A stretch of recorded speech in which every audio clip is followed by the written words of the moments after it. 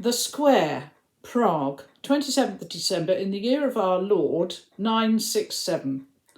Dear King Wenceslas, what have you done to my son? When we left home yesterday for his usual duties as a page at the palace, he was in good health and sound in limb and wind. Imagine my feelings, therefore, when about midnight I was woken by a thunderous knocking.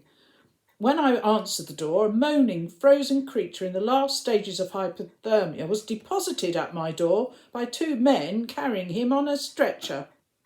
At first, I did not recognise my son. He had a ghastly pallor, was unable to speak properly, and clutched a pine log in his frozen hand. He was carried inside, wrapped in blankets, and placed before the fire. It took an hour before he recovered sufficiently to speak, and then he told me an incredible story. It appears that he was the victim of a wild escapade of yours.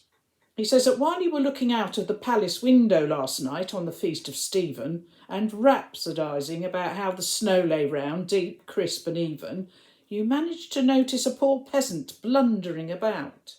Well, brightly shone the moon that night, though the frost was cruel, and in its beams it appeared that he was gathering winter fuel from the bushes.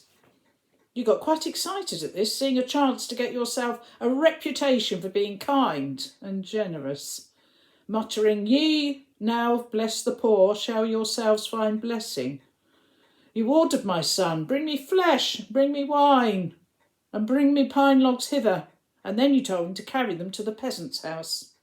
So far so good, until it turned out it was a St Agnes's fountain, which is a good league hence. For heaven's sake, didn't you realise it's right over by the forest fence, underneath the mountain? It's all of 3 miles. My son says he was burdened with a side of pork, 2 kilos of potatoes, a gallon of wine, and 100 weight of pine logs. He asked you to help, but you said it wasn't right to expect a king to carry anything himself. Not surprisingly, my son was soon floundering in the deep snow.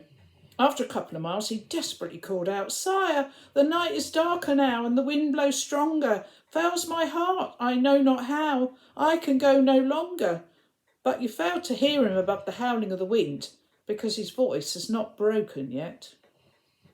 When you did notice him, you merely told him, "Mark my footsteps, good my page." Then you instructed him boldly to put his feet in your footsteps, and that would be sufficient to keep him warm. What a ridiculous idea. So my son staggered on under his heavy burden, while in his master's steps he trod, where the snow lay dinted, in an effort to make the winter's rage freeze his blood less coldly. Well, unfortunately, this meant he had to keep his head down. Blindly following the imprint of your feet, he walked straight over a precipice and fell 30 feet. What with the pork, potatoes, wine and pine logs, he sank deep into the snow, and it took hours before some passing travellers stopped to dig him out, while you merely stood ahead moaning it would cost you your chance of being cannibalised. So much for your good deed. In any case, it was a total waste of time, as it now appears a so-called starving peasant is a well-known local man who lives by himself and is in the receipt of a good pension. My son will not be returning to the palace until he is fully recovered from his terrible ordeal. Meanwhile, I am writing to ask for an apology, a promise you will continue to pay his wages, and take note, he will, of course, be seeking compensation.